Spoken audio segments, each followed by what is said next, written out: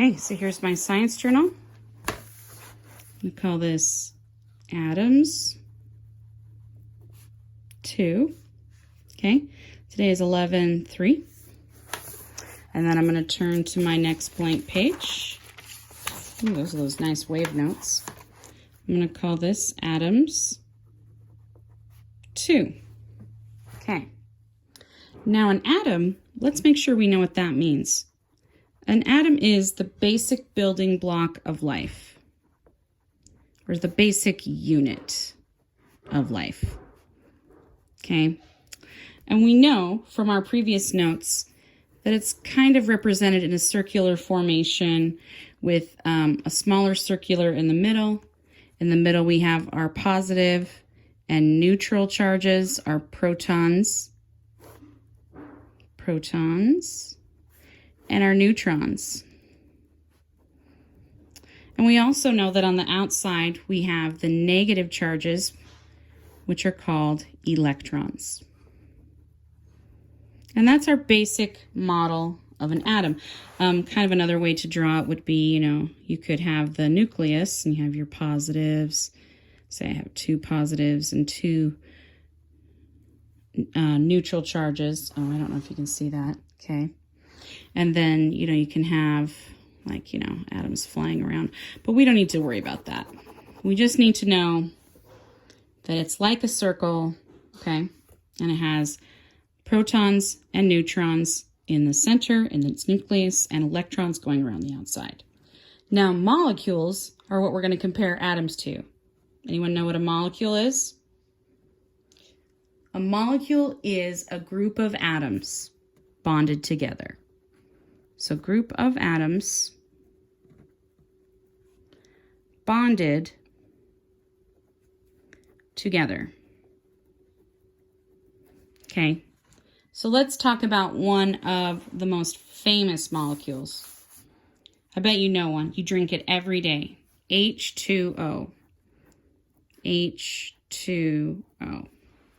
So that's a molecule, to make a molecule of water, okay? Now that has some periodic table stuff in here. We have hydrogen, and this number down here means that we have 2 of them. And then oxygen, and if there's no number, then that means there's just 1 of them. So let's draw that out. Let's make that molecule in pictorial or model form. So we have an oxygen, and then we have 2 hydrogens. So it'd be 1 oxygen, 2 hydrogens. And you can kind of just abbreviate it like that. You don't have to necessarily draw all the little electrons, neutrons, and protons in this one. Now here are 2 examples I want you to look at. You don't need to draw these in your journal. This is just to look at. On the left is an oxygen atom. Okay, notice we have 1 O. There's that funky way it draws it, and then there's this simplistic way that it draws it here. It has 8 electrons, 8 protons, 8 neutrons. This is an oxygen atom. Now, if we want to make an oxygen molecule, we look over here to the right. An oxygen molecule means it has more than 1 atom. So we have this looking in a couple of ways. The simplest being oxygen, and there's 2 of them, okay? This shows an O and an O with a chemical bond.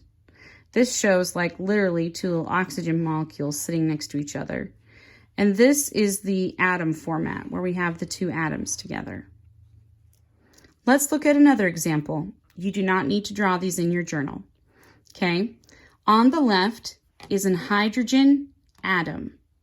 On the right is a chlorine molecule. Chlorine, Cl. It's not 2 different things. If you check your periodic table, it is one thing, but there are 2 of them. So we have a Cl and a Cl, and you can kind of see how they put them together here in this format, and they've recognized that it's 2 very simply by going Cl2. And with hydrogen, you don't need to put the 1 down there. We always assume it's 1 if it's just the simple H. Okay? And see, hydrogen has 1 proton, 1 electron. Now, the third part of this thing is to talk about a compound molecule. A compound molecule was actually what I started with when I talked about H2O. It means that there's more than one type of atom and that there's more than one atom. This is one of my favorite compounds. C6H12O6, yum, yum, yum. You had a lot of that this last weekend. That is sugar or glucose compound molecule. Okay? We call it a compound molecule when it has more than one kind. So if we're looking back in our journal, we know that water is a compound molecule, right? It has oxygen and hydrogen, so it's a compound molecule. Again, molecules are a group of atoms that are bonded together. Okay, and so now it's time for us in our journals to practice making some atoms and molecules and compound molecules.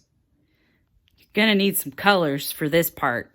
I've got like 5 different colors. It doesn't even matter what colors you have. Just get like 5 different colors. I know I gave you some colored pencils when you picked up supplies, so find those. Or markers or different color pens. It doesn't matter. Find the colors.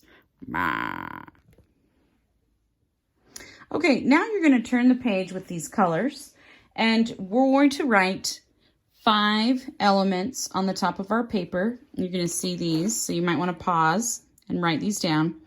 And we're going to assign a color to each of these atoms. So like chlorine is going to be blue, hydrogen is kind of this orange, carbon is green, oxygen I'm going to say is red. It doesn't even matter what color's which, you know what I'm saying? It only matters that you keep them separated, kind of.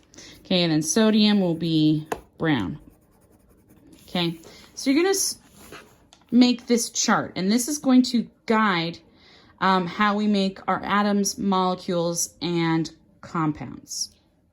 Let's practice together. The first thing we're going to create is hydrogen gas. Okay, so I'm going to write hydrogen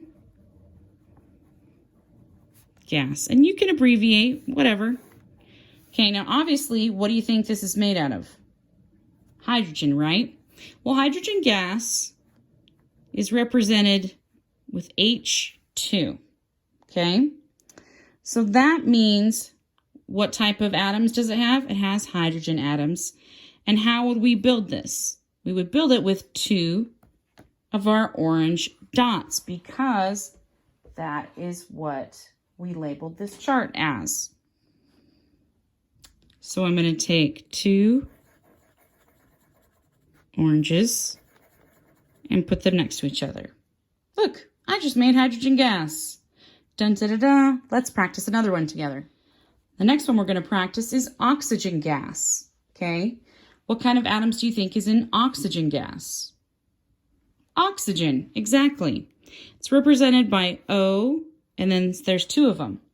Now, I've said that my oxygen, and you can't tell very well because I kind of messed up, is this pinkish lavender thing. So I'm going to take my 2 pinkish lavender atoms, and I'm going to put them right next to each other. And now I've made oxygen gas. And if you want, you can connect them with a little line in between. That's fine too. Now, let's get into some more complex things. A compound molecule, okay? Does anyone know the formula for salt? I bet you do. Sorry. Salt, just table salt, is actually made up of 2 things. It's made up of Na, which is sodium, and Cl, which is chlorine, okay? I should have put the abbreviations up top. So chlorine, Cl, oxygen, O, sodium, Na. I know that makes no sense, but that's what it's called. Hydrogen is H, carbon is C. Those are also on your periodic table. So if we're gonna make a model of a sodium molecule or a salt molecule, not just sodium, we are going to need to combine some things. What should we combine? Well, there's just one Na and there's one Cl. So Na is brown. Make a brown. And then Cl is that blue.